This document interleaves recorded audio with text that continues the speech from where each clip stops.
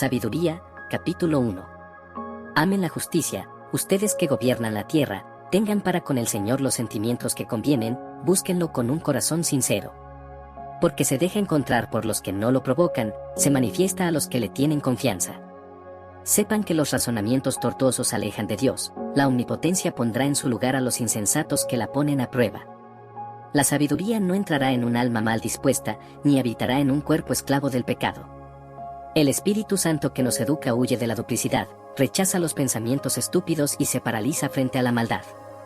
La sabiduría es un espíritu que ama a los hombres, pero no dejará sin castigo al que blasfema, porque Dios conoce sus pensamientos íntimos, ve claro en su corazón y escucha sus palabras. Porque el Espíritu del Señor repleta el universo y mantiene su unidad, conoce, pues, todo lo que se dice. Por eso, cualquiera que tome una decisión injusta no puede escapársele, no quedará sin sanción, éste lo reducirá al silencio. Los proyectos del impío serán investigados, sus palabras serán transmitidas al Señor y sus crímenes serán castigados. Sepan que hay un oído atento que lo escucha todo, y nada de lo que se murmura se le escapa. Déjense pues de quejas injustificadas, eviten los propósitos condenables, pues ni siquiera la palabra dicha en secreto queda sin consecuencias y la boca mentirosa mata al alma. Nada de vida desordenada, eso sería buscar la muerte.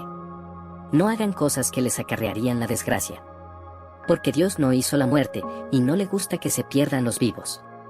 Él creó todas las cosas para que existan, las especies que aparecen en la naturaleza son medicinales, y no traen veneno ni muerte.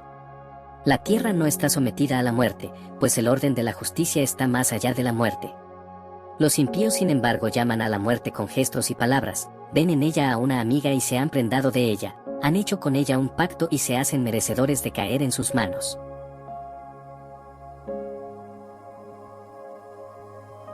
Sabiduría, capítulo 2. Partiendo de falsos razonamientos sacan estas conclusiones: nuestra vida es corta y llena de decepciones, tendremos un fin y será sin remedio, nunca se ha visto que alguien haya subido del mundo de los muertos. Nacimos por pura casualidad, y cuando lleguemos al final será como si no hubiésemos existido. Nuestro soplo vital no es más que el vapor de nuestro aliento, nuestro pensamiento salta como una chispa del latido de nuestro corazón.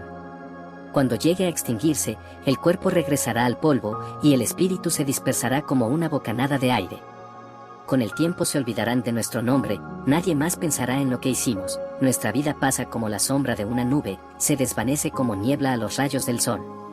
Nuestra vida es solo el paso de una sombra, cuando llega el fin es sin vuelta, una vez sellado, nadie vuelve. Vengan, pues, gocemos de los bienes presentes, aprovechémonos de todo, vamos, es la juventud. Que haya vino y perfumes. No dejemos que se marchiten las rosas, pongámoslas en nuestra corona. Que nadie de nosotros falte a nuestras comilonas, por todas partes dejaremos recuerdos de nuestras fiestas, pues esa es nuestra herencia y nuestra suerte. Seamos duros con esos pobres piadosos, y lo mismo con las viudas, nada de respeto con los viejos de cabellos blancos. Nuestra fuerza sea la ley. La debilidad es prueba de que uno no sirve para nada. Hagamos la guerra al que nos reprende porque violamos la ley, nos recuerda cómo fuimos educados y nos echa en cara nuestra conducta. Pretende conocer a Dios y se proclama hijo del Señor. No hace más que contradecir nuestras ideas, y su sola presencia nos cae pesada. Lleva una vida distinta a la de todos y es rara su conducta. Nos considera unos degenerados, creería mancharse si actuara como nosotros. Habla de una felicidad para los justos al final y se vanagloria de tener a Dios por Padre. Veamos pues si lo que dice es verdad y hagamos la prueba, ¿cómo se librará? Si el justo es hijo de Dios, Dios le ayudará y lo librará de sus adversarios. Sometámoslo a humillaciones y a torturas, veamos cómo las acepta, probemos su paciencia. Luego condenémoslo a una muerte infame pues, según él, alguien intervendrá. Así es como razonan, pero están equivocados. Su maldad los enceguece, de tal manera que no conocen los secretos de Dios. No esperan la recompensa de una vida santa, ni creen que las almas puras tendrán su paga. Pero Dios creó al hombre a imagen de lo que en él es invisible, y no para que fuera un ser corruptible. La envidia del diablo introdujo la muerte en el mundo, y la experimentan los que toman su partido.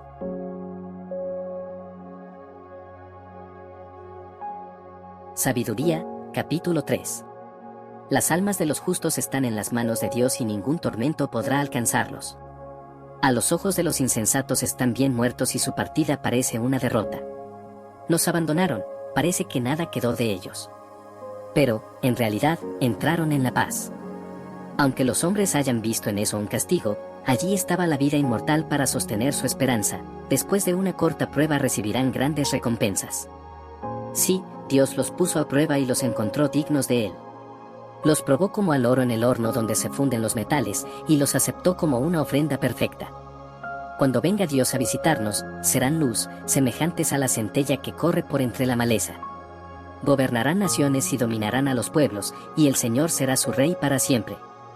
Los que confiaron en él conocerán la verdad, los que fueron fieles en el amor permanecerán junto a él. Pero los impíos que menospreciaron al justo y renegaron del Señor serán castigados por sus malas intenciones. Sí, hay de aquellos que rechazan la sabiduría y la disciplina, para ellos toda esperanza es vana, todo esfuerzo inútil, toda obra estéril.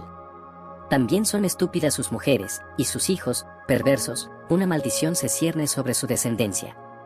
Feliz la mujer sin hijos si ha permanecido pura, si no ha tenido alguna unión culpable, cuando sean juzgadas las almas, se verán sus frutos. Feliz también el eunuco si no tomó parte en el mal ni tuvo pensamientos de rebelión contra el Señor, su fidelidad será bien recompensada, tendrá un lugar de privilegio en el templo del Señor.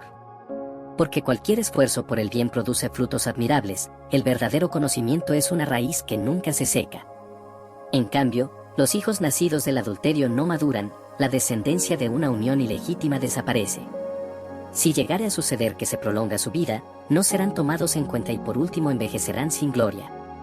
Y si mueren jóvenes, será sin esperanza, la espera del juicio no les servirá de consuelo. Sí, una raza malvada está condenada a una suerte cruel.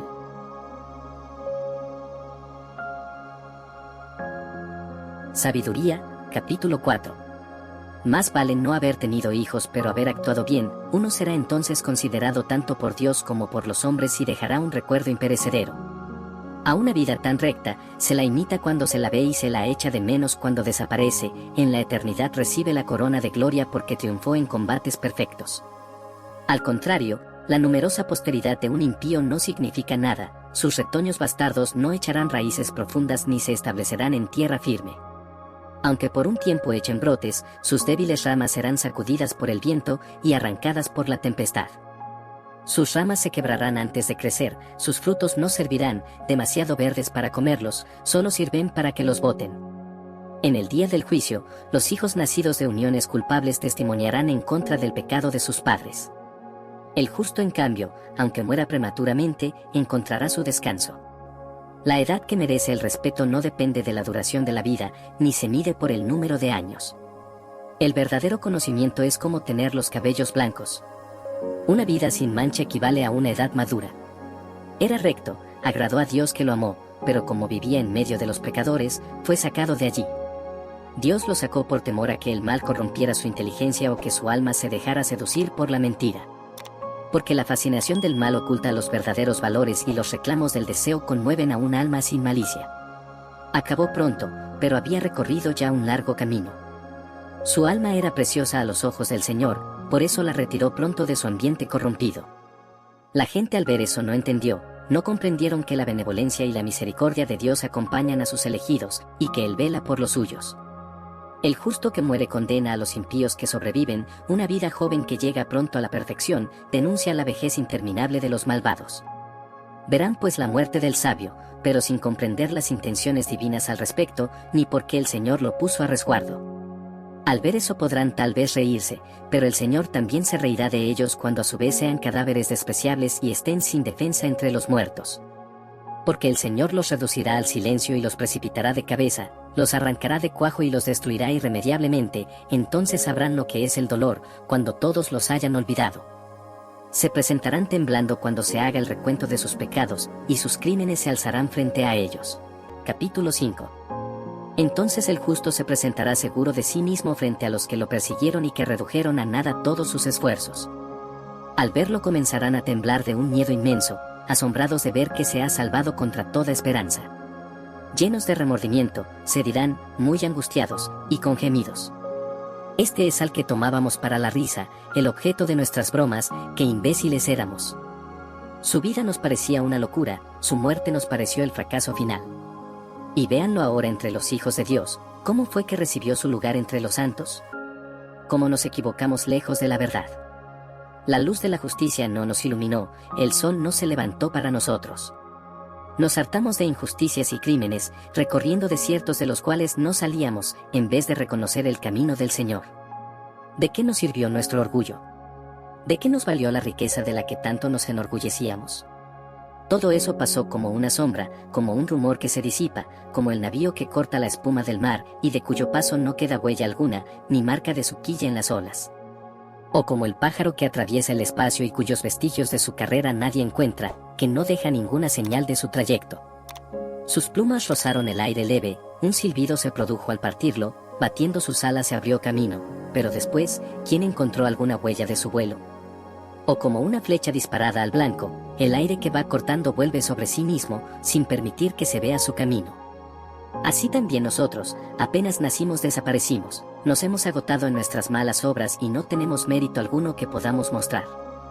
Sí, la esperanza de los impíos es como la paja que se la lleva el viento, o como el copo de nieve que arrastra la tormenta, como el humo disipado por el viento, o el recuerdo de un huésped de un día, que se olvida. Los justos, en cambio, viven para siempre, y su recompensa está junto al Señor, cuidan de ellos en casa del Altísimo. Recibirán de manos del Señor la corona magnífica, la diadema radiante C con su mano derecha los cubrirá, Guaí con su brazo los protegerá. Su amor celoso lo llevó a tomar las armas, moviliza al universo para castigar a sus enemigos. Toma como coraza la rectitud, Guaí como casco escogió sus juicios equitativos. Su invencible santidad le sirve de escudo, se ha hecho una espada con su cólera inflexible, Guaí junto con él el universo lucha contra los insensatos. Los dardos del rayo darán recto en el blanco, disparados de las nubes como de un arco bien tenso, los granizos de su cólera caerán sobre ellos y el océano se indignará con ello, Guaí los ríos los inundarán sin piedad. El aliento de su poder se alzará contra ello, Guaí los dispersará como el huracán, ese su pecado convertirá a la tierra en desierto, las maldades de los poderosos echarán abajo sus tronos.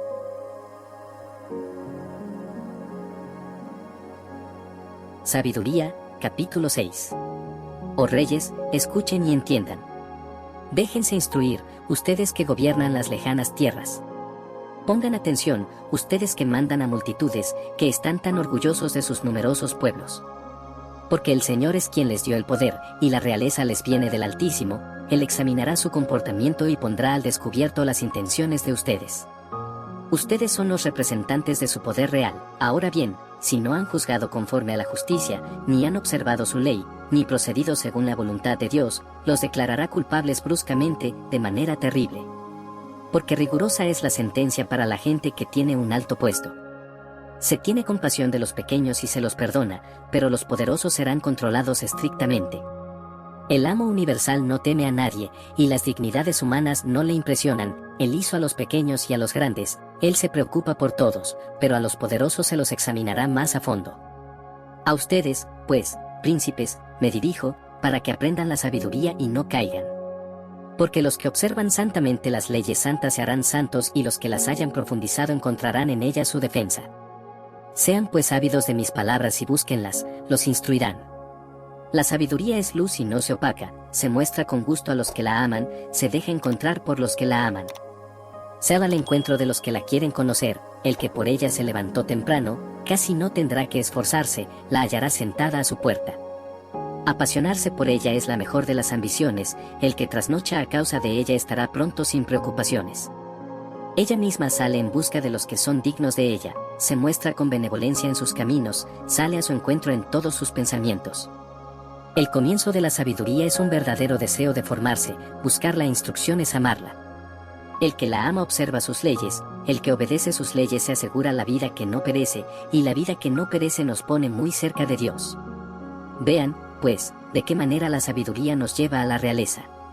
Pues bien, soberanos de los pueblos, si aprecian el trono y las insignias del poder, honren a la sabiduría y reinarán por siempre. Les voy a decir lo que es la sabiduría y cuál es su origen, no les ocultaré secreto alguno. Quiero seguirla desde sus comienzos y exponerles claramente, sin apartarme de la verdad, todo lo que de ella se puede saber. Porque aquí no hay secretos que guardar celosamente, eso no tendría nada que ver con la sabiduría. Si se multiplicaran los sabios, sería la salvación del mundo, porque un rey inteligente hace la prosperidad de su pueblo. Instrúyanse pues por medio de mis palabras, y con ello obtendrán beneficios. Capítulo 7. No soy más que un mortal como todos los demás, un descendiente del primero que fue formado de la tierra. Mi cuerpo se elaboró en el vientre de mi madre, donde durante 10 meses fui modelado en su sangre, a partir del semen viril y del placer compartido en una cama. Una vez nacido, respiré el mismo aire que los demás, y vine a caer en la misma tierra, lancé el primer grito y lloré como ellos, me envolvieron en pañales y cuidaron de mí. Ningún rey comenzó su vida de otra manera, la vida solo tiene una entrada, y la salida es la misma para todos. Oré y me fue dada la inteligencia, supliqué, y el espíritu de sabiduría vino a mí. La preferí a los cetros y a los tronos, y estimé en nada la riqueza al lado de ella. Vi que valía más que las piedras preciosas, el oro es solo un poco de arena delante de ella, y la plata, menos que el barro. La amé más que a la salud y a la belleza, incluso la prefería a la luz del sol, pues su claridad nunca se oculta. Junto con ella me llegaron todos los bienes, sus manos estaban repletas de riquezas incontables. Recibía con alegría todas esas cosas de que me proveía la sabiduría, pero todavía no sabía que la sabiduría era su madre. Estudié de manera desinteresada, por eso la comparto sin segundas intenciones, es una riqueza que no esconderé. Porque la sabiduría es para los hombres un tesoro inagotable, los que la adquieren se hacen amigos de Dios, debido a los frutos de su educación. Que Dios permita que pueda hablar correctamente de ella y apasionarme por ella en la medida de los beneficios recibidos. Porque Él es quien conduce a la sabiduría y dirige a los sabios. Estamos en las manos de Dios, nosotros, nuestras palabras, nuestras reflexiones y nuestras habilidades. Él me dio el verdadero conocimiento de la realidad, la constitución del universo y las propiedades de los elementos, el comienzo, el fin y el entretiempo, las posiciones del sol y la alternancia de las estaciones, los ciclos del año y el movimiento de las estrellas, las diferentes especies y el comportamiento de las fieras salvajes, el poder de los espíritus y los problemas de los hombres, la variedad de las plantas y las propiedades de sus raíces. Supe, pues, todo lo que está oculto y todo lo que se ve, puesto que la sabiduría que lo ha hecho todo me lo enseñaba. En ella se encuentra un espíritu inteligente, santo, único, múltiple, ágil, móvil, penetrante, puro, límpido, no puede corromperse, orientado al bien y eficaz. Es un espíritu irresistible, bienhechor, amigo de los hombres, firme, seguro, apacible, que lo puede todo y que vela por todo, impregna a todos los otros espíritus por inteligentes, puros y sutiles que sean. La sabiduría es más movible que cualquier cosa, gracias a su fuerza atraviesa y lo penetra todo. Se desprende, como un vapor, del poder de Dios, es una emanación muy pura de su gloria, por eso, nada de sucio se introduce en ella. Es la irradiación de la luz eterna, el espejo sin tacha de la actividad de Dios y la imagen de su perfección. Es una, pero lo puede todo, sin salir de sí misma, lo renueva todo. De generación en generación pasa a las almas santas de las cuales hace amigos de Dios y profetas. Porque Dios solo ama al que vive con la sabiduría. Es más bella que el sol y supera a cualquier constelación, comparada con la luz, le gana, porque la noche sucede al día, mientras que el mal jamás vencerá a la sabiduría. Capítulo 8. Sí, la sabiduría se extiende de un extremo al otro de la tierra, y en todas partes pone orden. La amé y la deseé desde mi juventud, traté de tomarla por esposa, porque estaba enamorado de su belleza. El hecho de que esté cerca de Dios hace resaltar su noble origen, el dueño de todas las cosas la amó. Fue iniciada en el conocimiento mismo de Dios, y ella decide qué obras hay que realizar. Si lo que se desea en el mundo es la riqueza, ¿acaso hay riqueza más grande que la sabiduría, que todo lo realiza? Y si la inteligencia precede a las obras, ¿quién entre los vivos hace las cosas mejor que ella? ¿Aman ustedes la rectitud?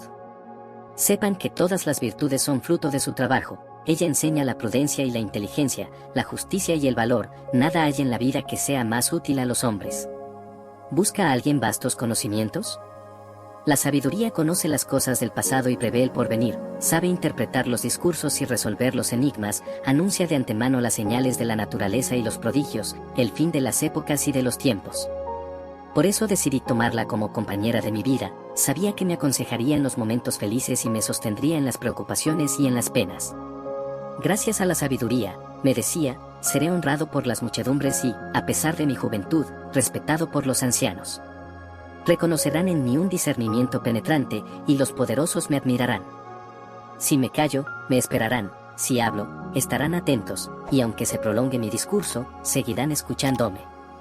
Gracias a la sabiduría obtendré la inmortalidad, y dejaré un recuerdo eterno a los que vendrán después de mí. Gobernaré a los pueblos, y se me someterán las naciones. Soberanos temibles se llenarán de temor al oír hablar de mí, seré bueno con mi gente y valiente en el combate. De vuelta a casa, descansaré a su lado, porque su compañía no es amarga, vivir con ella no cuesta nada, sino que, al contrario, trae alegría y felicidad. Así razonaba conmigo mismo. Comprendí que uno encuentra la vida inmortal en la unión con la sabiduría, se adquiere una alegría superior gracias a su amistad, una riqueza perdurable gracias a sus desvelos, la inteligencia cuando se ejercita en entenderla, y la fama en las conversaciones con ella. Salí pues en su busca para traerla a mi casa. Había nacido como niño bien dotado, había recibido como herencia un alma buena, o más bien, siendo bueno, había llegado con un cuerpo sin defectos. Pero también comprendía que el único medio para tenerla era que Dios me la diera, y ya era una señal de inteligencia el haberlo comprendido. Por eso me volví al Señor y le supliqué, le dije con todo mi corazón.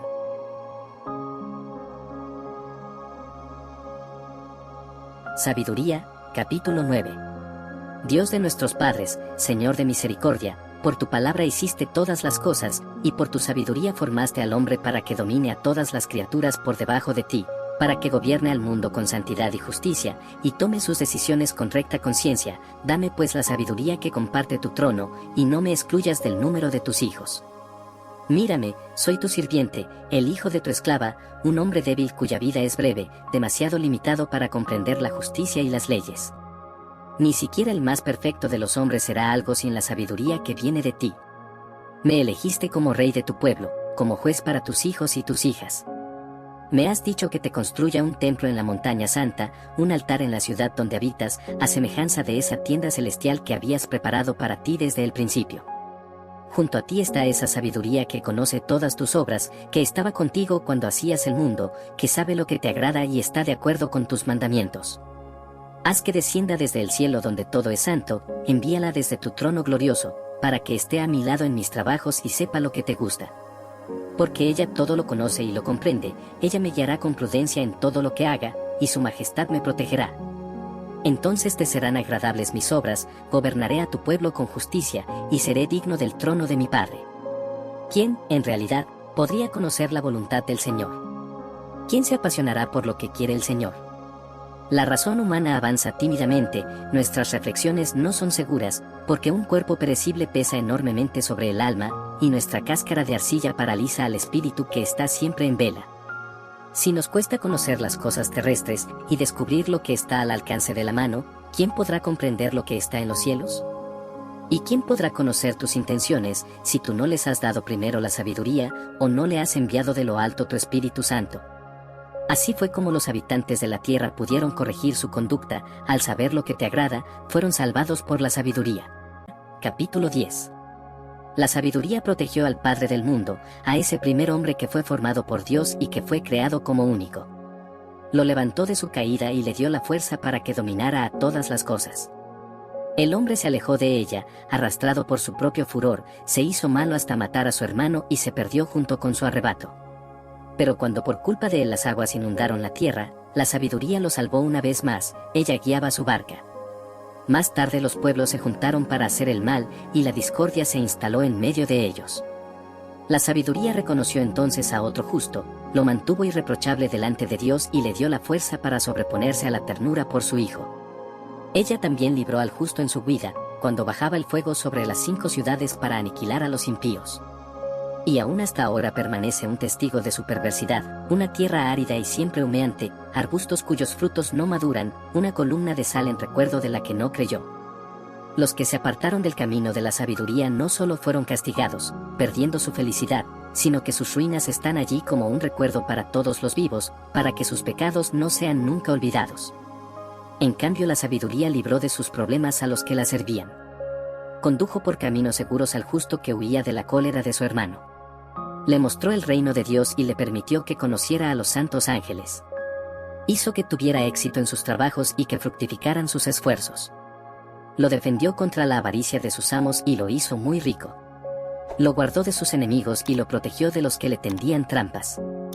Le dio la victoria en un rudo combate para hacerle entender que la piedad es más poderosa que cualquier otra cosa. La sabiduría no abandonó al justo cuando lo vendieron, lo preservó del pecado. Descendió con él al pozo y no lo dejó solo en la prisión, muy por el contrario, le confió el poder en el reino y le dio autoridad sobre los que lo habían perseguido. Hizo que quedara al descubierto la mentira de sus calumniadores y le consiguió una gloria que no pasará. La sabiduría arrancó al pueblo santo, a la raza irreprochable de manos de la nación opresora. Entró en el alma de un servidor del Señor para hacer frente a reyes temibles, por medio de señales y prodigios. Le dio al pueblo santo el pago por sus penas, los guió por un camino asombroso. Los cubría con su sombra durante el día y los alumbraba como un astro durante la noche. Los hizo pasar el mar rojo, atravesaron las inmensas aguas. Ella se tragó a sus enemigos, para luego echar sus cuerpos a lo más profundo del mar. De ese modo los justos despojaron a los impíos, cantaron himnos a tu santo nombre, oh Señor. Con un solo corazón te dieron gracias, porque tú los habías librado. Porque el Señor abre la boca de los mudos y hace hablar a los pequeñines. Capítulo 11. La sabiduría hizo que lo que ellos emprendían tuviera éxito gracias a un santo profeta. Atravesaron un desierto deshabitado y levantaron sus tiendas en lugares inaccesibles. Enfrentaron a sus adversarios y rechazaron a sus enemigos. Cuanto tuvieron sed, te invocaron, les diste el agua que brotó de una roca dura, sí, una piedra tosca calmó su sed. Los mismos elementos que habían servido para castigar a sus enemigos se transformaban en benéficos para el pueblo santo. Los egipcios vieron como su río, un verdadero río que corría en todas las estaciones, estaba manchado con un barro sanguinolento, era en castigo por el decreto que había ordenado matar a los recién nacidos de Israel. En cambio, tú diste a tu pueblo, contra toda esperanza, un agua abundante. Después de haber padecido de sed, comprendieron mejor cómo castigabas a sus enemigos. Para ellos la prueba no había sido más que una suave corrección, en cambio veían cuán gran castigo atormentaba a los impíos, cuando los azotaba tu justa cólera. Pusiste a prueba a tu pueblo como un padre corrige a su hijo, pero a sus enemigos los condenaste como lo hace un rey severo. Tuvieron que sufrir con la partida de Israel, y sufrieron también después. Cuando se acordaban de todo lo que les había pasado, sentían una pena doble. Cuando supieron que el agua, instrumento de su castigo, se había vuelto favorable para Israel, reconocieron entonces la mano del Señor. Mucho antes habían expuesto a Moisés a la muerte, más tarde lo habían rechazado con desprecio. Pero ahora lo admiraban debido a esa sed que los devoraba a ellos y no a los justos.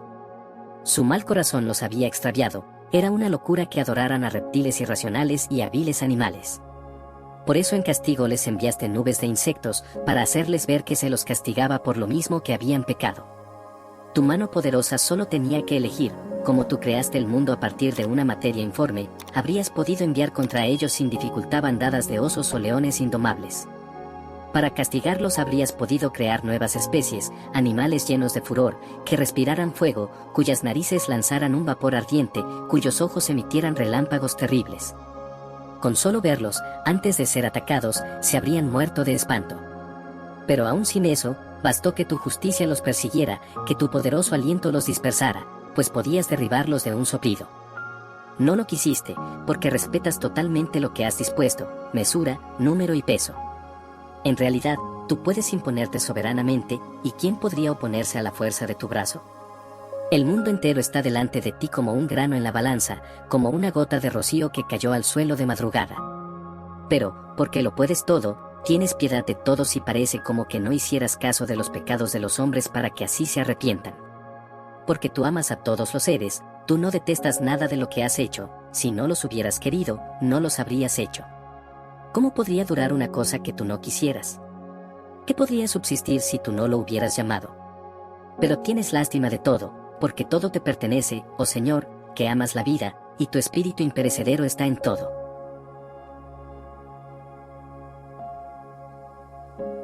Sabiduría, capítulo 12. Así es como corriges de a poco a los que pecan. Les haces ver, mediante tus correcciones, en que han pecado, para que renuncien al mal y crean en ti, Señor. Así pasó con los antiguos habitantes de tu tierra santa, los aborrecías debido a sus prácticas detestables, su brujería y sus ritos impíos, el asesinato sin piedad de niñitos, los banquetes sanguinarios en que comían la carne humana con la sangre y las entrañas, mientras celebraban sus cultos secretos. Habías decidido acabar con esos padres asesinos de seres indefensos por medio de nuestros padres. Querías que esta a la que quieres más que a las demás fuese la patria de los hijos de Dios dignos de ella. Pero, incluso con estos antiguos habitantes, diste muestra de moderación porque eran seres humanos. Les enviaste, como vanguardia de tu ejército, avispas para que los destruyeran poco a poco. Sin duda, habrías podido aplastar a los impíos por medio de los justos a través de una batalla, o aniquilarlos de un solo golpe por medio de fieras terribles o con una sola palabra salida de ti. Pero, al castigarlos progresivamente, les dabas oportunidad para que se arrepintieran. No ignorabas, sin embargo, que su interior era perverso y que su maldad era innata y que no cambiarían, porque su raza había sido declarada maldita desde el principio. De todos modos, no fue por miedo a alguien que dejaste sin castigo sus crímenes. Porque, ¿quién podría decirte, qué has hecho? ¿Quién podría oponerse a tus decisiones? ¿Quién podría llamarte la atención por aniquilar a naciones que tú creaste? ¿Quién te impediría castigar a hombres injustos?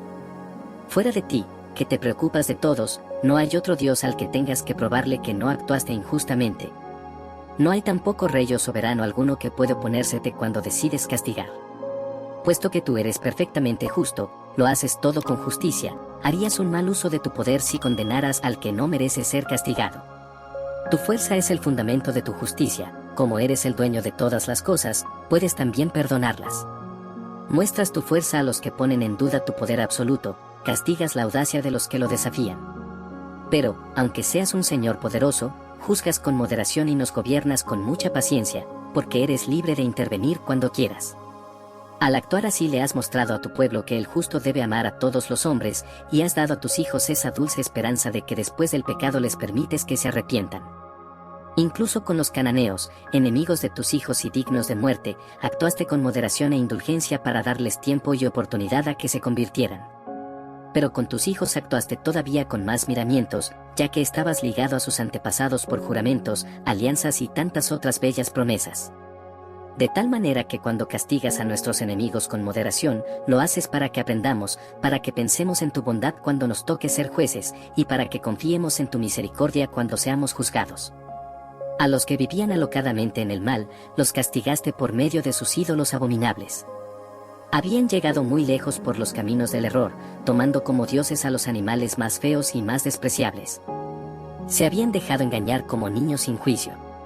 Así como a niños que no piensan, les dirigiste primero una leve advertencia, pero no comprendieron esos benignos reproches, así que merecían experimentar el juicio de Dios. En medio de sus sufrimientos, se indignaron con esos animales a los que habían tomado por dioses y que ahora se transformaban en los instrumentos de su castigo. Entonces descubrieron y reconocieron como Dios al que antes se negaban a ver, ese fue el motivo del castigo supremo que recayó sobre ellos.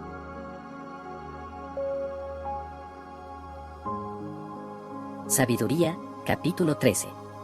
La incapacidad natural del hombre se revela en su ignorancia de Dios. Todo lo que admiran por su valor no los llevó a conocer al que es. Se quedaron con las obras y no reconocieron al artesano.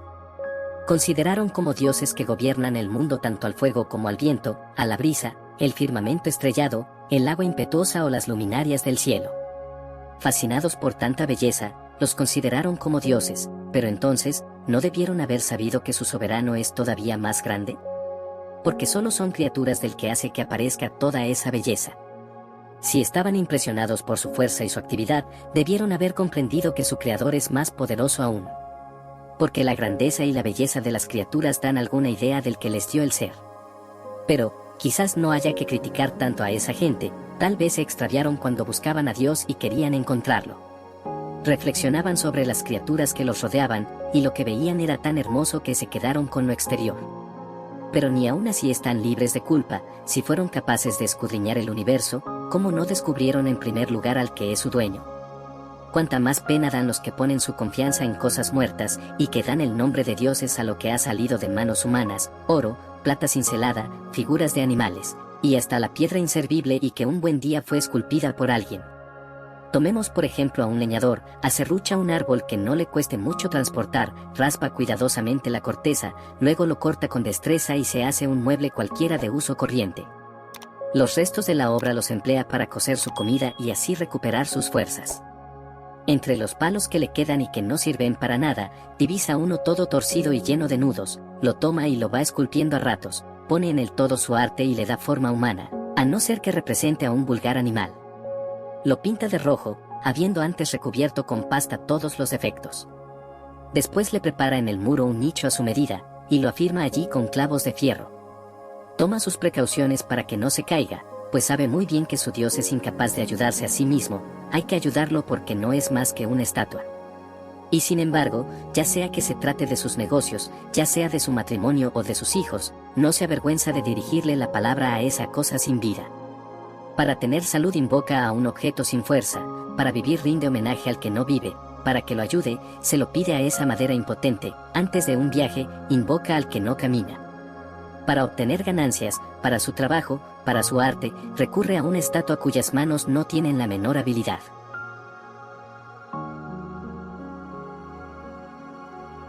Sabiduría, capítulo 14. Veamos a otro que se prepara para embarcarse. Antes de enfrentar el furor de las olas, invoca a un pedazo de madera más frágil aún que la embarcación que lo llevará. Ese barco nació del afán de ganar plata, y el arte del técnico lo confeccionó, pero es tu providencia, oh Padre, la que lo conduce. Tú has abierto un camino en el mar y trazado una ruta segura por entre las olas. Así nos demuestras que puedes salvarnos en cualquier parte, aunque uno se embarque sin gran experiencia. No quieres que los hombres, obras de tu sabiduría, estén sin hacer nada, pero, mira cómo confían su vida a un pedazo de madera, una balsa les permite atravesar las olas sanos y salvos. Ya antiguamente, mientras perecían los gigantes orgullosos, el justo que llevaba consigo la esperanza del universo, se refugió en una balsa, guiado por tu mano, dejó al mundo la semilla de una nueva humanidad. Bendita sea la madera que fue instrumento de tu salvación. Pero, en cuanto al ídolo fabricado y al que lo hizo, que sean malditos ambos, el obrero porque lo hizo, y el objeto porque se le llamó Dios. Ambos son insoportables para Dios, el impío y el producto de su impiedad. La obra será destruida junto con el artesano. Por eso el castigo alcanzará también a los ídolos de las naciones, porque son cosas abominables en el seno de la creación, hacen caer las almas de los hombres y los insensatos se dejan seducir. La invención de los ídolos fue el comienzo de la perversión, esa invención corrompió la vida. Porque al comienzo no existían ni durarán para siempre. La vanidad humana los introdujo en el mundo y por eso su destrucción está decidida. Imagínese a un padre afligido por la muerte prematura de su hijo, manda hacer una imagen de él, y luego honra como Dios al que no era más que un difunto.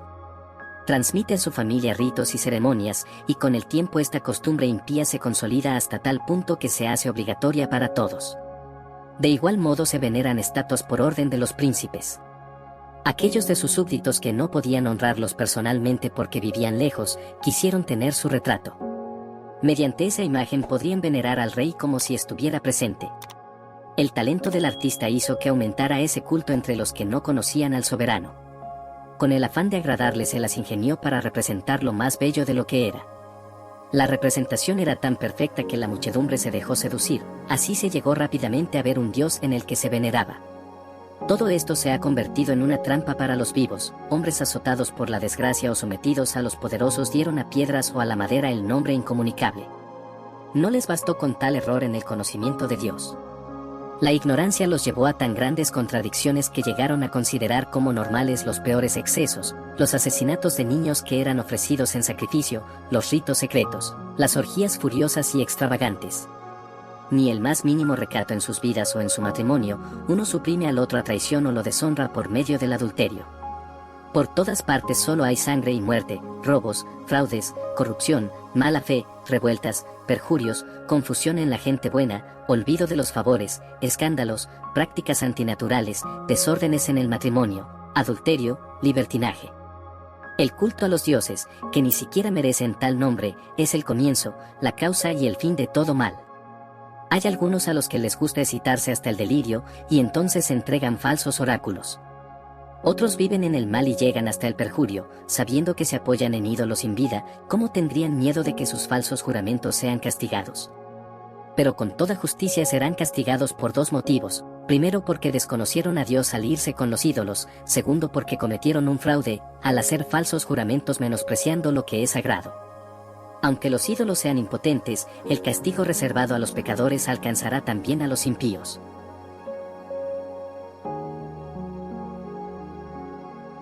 Sabiduría, capítulo 15. Pero tú, oh Dios nuestro, eres bueno y veraz, tú eres paciente y gobiernas el universo con misericordia. Aunque pequemos, somos tuyos, pues reconocemos tu poder, pero, sabiendo que somos tuyos, evitaremos el pecado. Toda la rectitud consiste en conocerte, reconocer tu poder es el punto de partida de la inmortalidad. Nosotros no nos hemos dejado engañar por una invención mentirosa de los hombres, por esas obras inútiles de los artistas, esos ídolos embadurnados de colores. Solo conmueven a los insensatos, que pueden excitarse por la belleza inanimada de imágenes muertas. En verdad, los fabricantes de imágenes solo buscan su desgracia y la tienen bien merecida, y lo mismo los que creen en ellas y las adoran. Veamos ahora a un alfarero, moldea concienzudamente la blanda arcilla, modela para nuestra utilidad toda clase de objetos. De la misma masa saca utensilios destinados a usos nobles y otros, a usos ordinarios. ¿Para qué servirá tal o cual cántaro? Eso lo decide el alfarero. Con la misma arcilla elabora la estatua de un dios falso, cuánto trabajo perdido por un hombre justamente salido de la tierra y que dentro de poco volverá a ella cuando le pidan de nuevo su alma. No reflexiona que tendrá que morir y que su vida es breve, solo piensa en rivalizar con los orfebres y los fundidores de plata, imita a los que cuelan el bronce y se gloría de fabricar cosas falsas. Su corazón no es más que ceniza, sus ambiciones son más inconsistentes que la tierra, pero su existencia tiene menos valor que la arcilla ya que ignora al que lo formó y no reconoce al que le insufló un alma consciente, poniendo en él el soplo vital. La vida le parece un juego, y la existencia una seguidilla de negocios, hay que sacar provecho, dice, de cualquier parte, incluso del mal. Ese hombre sabe mejor que los otros que peca al fabricar de un mismo barro, cosas e imágenes divinas. Pero los enemigos de tu pueblo, los que lo oprimieron, eran realmente insensatos, y merecían más lástima que pobres niños ingenuos. Habían adoptado como dioses a ídolos venidos de todas las naciones, imágenes incapaces de ver con sus ojos, respirar con su nariz, oír con sus oídos, que no podían ni tocar con sus dedos ni caminar con sus pies. Eso era normal pues fue un hombre quien las hizo. El que las elaboró no tenía más vida que la que se le dio, y ni siquiera era capaz de hacer un dios que se le asemejara, porque sus manos impías de mortal solo producían cosas muertas. Ese hombre tiene más valor que los objetos que adora, él por lo menos vive, pero estos, jamás. Esa gente adora hasta a las fieras más repugnantes, porque de hecho son más estúpidas que las demás. Estas no tienen absolutamente nada de atrayente y espantan cualquier deseo de alabar a Dios y de darle gracias. Capítulo 16. Por eso nuestros perseguidores fueron justamente castigados por animales de ese género y atormentados por una multitud de insectos. En cambio a tu pueblo, en vez de castigarlo, lo colmaste de favores, le enviaste un alimento maravilloso, codornices, para saciar su hambre voraz. Cuando nuestros enemigos tenían hambre, sintieron asco ante el aspecto horroroso de los animales que les enviaste. Tu pueblo, en cambio, después de una breve privación, disfrutó de un alimento exquisito.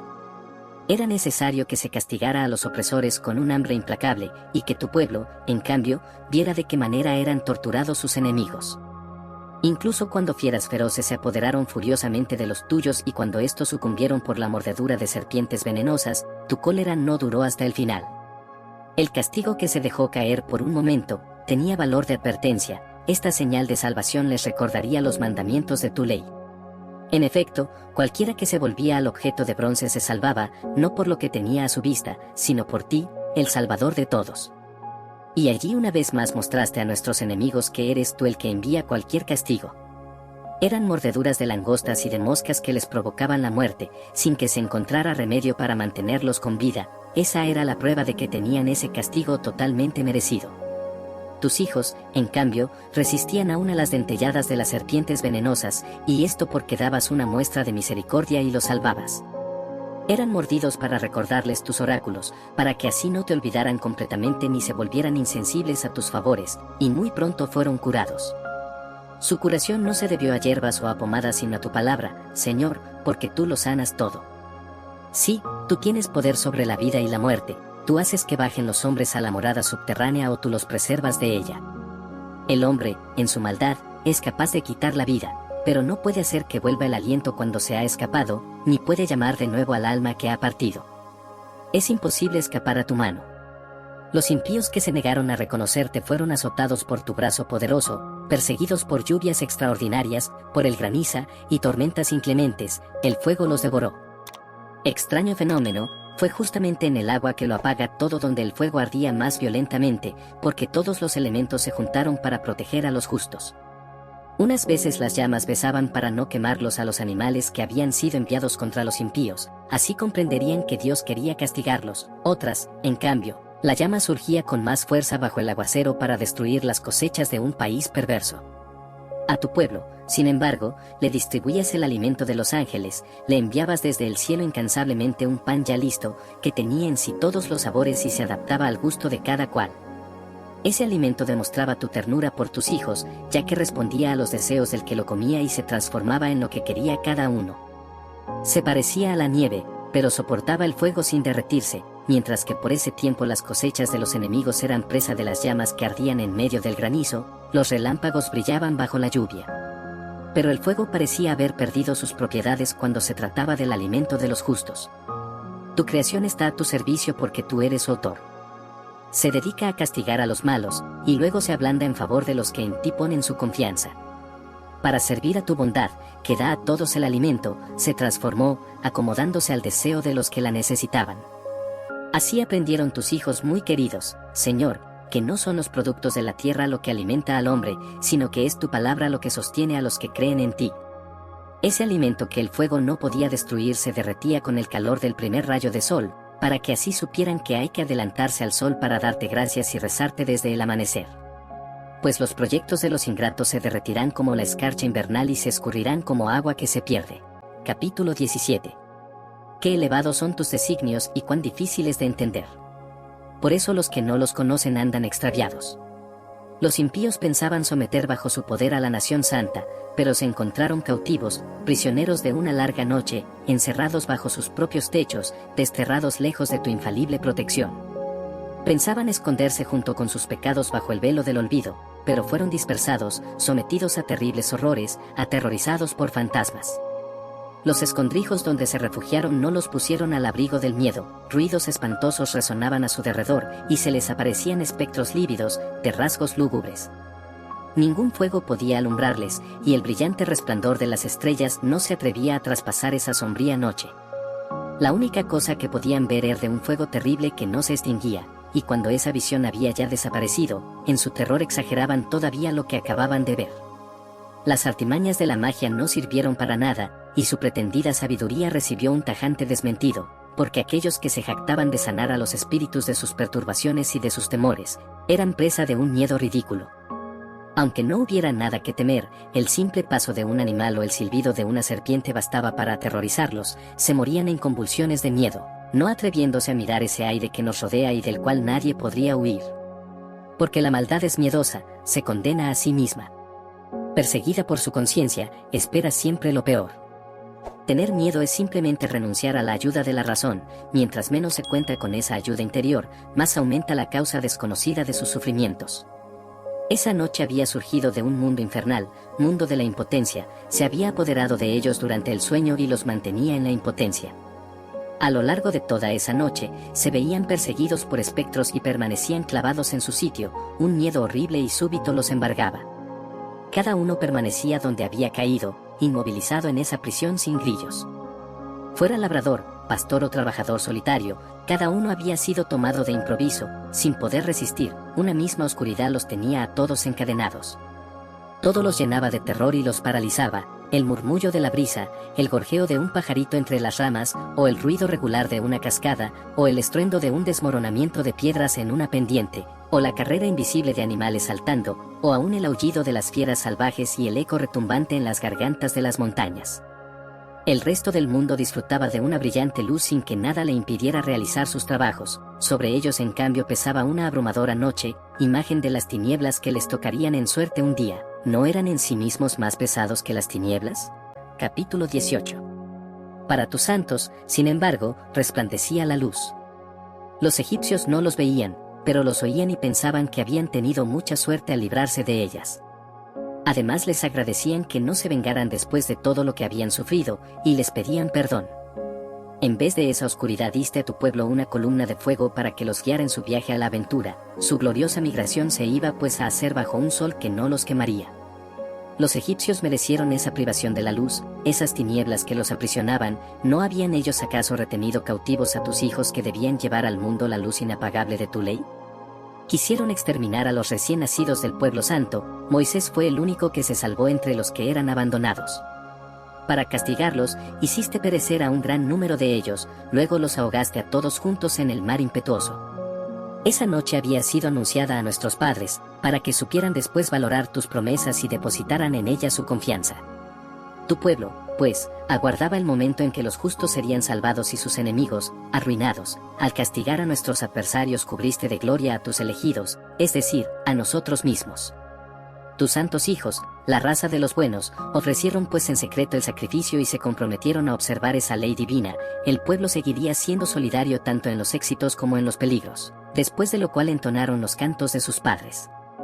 En ese mismo momento le hacían eco los clamores confusos de sus enemigos, junto con los gritos lastimeros de los que lloraban a sus hijos.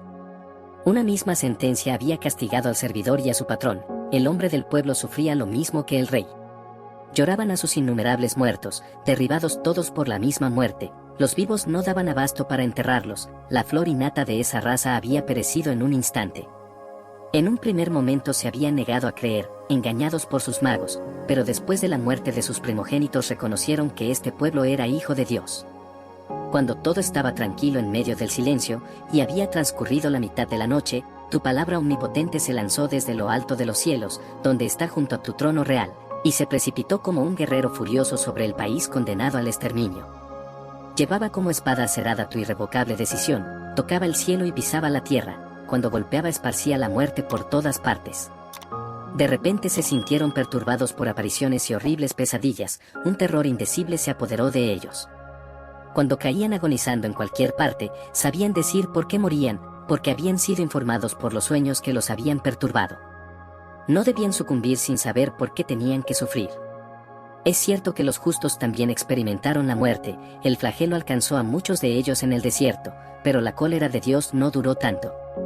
Un hombre intachable tomó inmediatamente su defensa con las armas de su ministerio, la oración y el incienso de los sacrificios expiatorios. Así enfrentó a tu cólera, Señor, y puso fin a su prueba. Vieron entonces que era tu servidor. Puso fin a tu resentimiento no con la fuerza física o la eficacia de las armas sino con su palabra. Le recordó al exterminador las promesas y las alianzas pactadas antiguamente con nuestros padres. Cuando se interpuso, los muertos ya se apilaban, puso fin a la cólera y le cerró el camino hacia los vivos. Todo el mundo estaba representado en su larga túnica, en las 4 hileras de piedras preciosas llevaba los nombres gloriosos de nuestros padres, y en su cabeza la diadema de tu majestad. Al verlo, el exterminador retrocedió y tuvo miedo. Había bastado con este anticipo de tu cólera. Capítulo 19. A los impíos, empero, un furor inclemente los castigó hasta el fin, porque Dios sabía de antemano lo que harían. Después de haber autorizado a tu pueblo a que se fuera y de haberlo incluso empujado a ello, cambiaron de parecer y se pusieron a perseguirlo. Aún no terminaban de llorar a sus muertos y de lamentarse en sus tumbas, cuando tomaron la decisión de perseguir como fugitivos a los que les habían suplicado que se fueran. Una justa fatalidad los impulsó a esta medida extrema y les hizo olvidar todo lo que había pasado. Era necesario que nuevos tormentos colmaran la medida de su castigo. Tu pueblo iba a vivir la experiencia de un viaje increíble, mientras ellos tenían que experimentar una muerte poco común. A una orden tuya, toda la creación, con sus propiedades naturales, se renovó desde arriba para proteger a tus hijos. Se vio a una nube que cubría el campamento con su sombra y que aparecía la tierra seca en medio del agua. Se abrió en el mar rojo un paso seguro, una verde llanura reemplazó a las olas impetuosas, y todo el pueblo pasó por allí. Protegido por tu mano, fueron testigos de esos prodigios asombrosos. Saltaban como caballos en la pradera, o brincaban como corderos, alabándote porque tú, Señor, los habías librado. Así podían acordarse de lo que habían visto en el país de su destierro, de cómo el suelo estaba cubierto no por animales sino por mosquitos, y de cómo el río había botado no peces sino incontables ranas. Más tarde vieron además cómo nacían pájaros de una manera nueva. Cuando el hambre los apretaba y pedían una comida más sustancial, salieron codornices del mar para satisfacer sus necesidades. Los otros, los pecadores, habían sido advertidos por violentas tormentas, antes que cayeran sobre ellos los castigos. Fueron castigados con toda justicia por su propia maldad, porque habían mostrado un odio terrible hacia los extranjeros. Otros, en otro lugar, se habían negado a acoger a unos desconocidos, pero estos habían reducido a la esclavitud a un pueblo bienhechor que se había instalado en medio de ellos. Aquellos, que habían recibido con tanto odio a los extranjeros, tenían que ser castigados, pero estos, que habían acogido a nuestros padres con festejos, los habían luego sometido a trabajos forzados después de haberlos tratado como iguales. Por eso fueron heridos de ceguera como les había ocurrido a los habitantes de Sodoma frente a la puerta de Lot, el justo, se encontraron en la oscuridad y cada uno tuvo que buscar, a tientas, su propia puerta. Fue como si los diferentes elementos del mundo intercambiaran sus propiedades, igual como en la cítara la alternancia de los sonidos cambia el ritmo, conservando sin embargo cada nota su propia tonalidad. Y si se examinan los hechos, eso fue justamente lo que pasó. Lo que vive en la tierra se adaptó al agua, lo que está hecho para el agua se volvió terrestre. El fuego ardía más fuerte al contacto con el agua, y ésta se olvidó de apagarlo. Las llamas no quemaban a los frágiles insectos que las atravesaban, ni hacían que se derritiera el maná, ese alimento divino que debió licuarse como la escarcha en un instante. ¿De cuántas maneras, Señor, has exaltado y glorificado a tu pueblo? Nunca lo has olvidado, sino que lo has asistido siempre y en todas partes.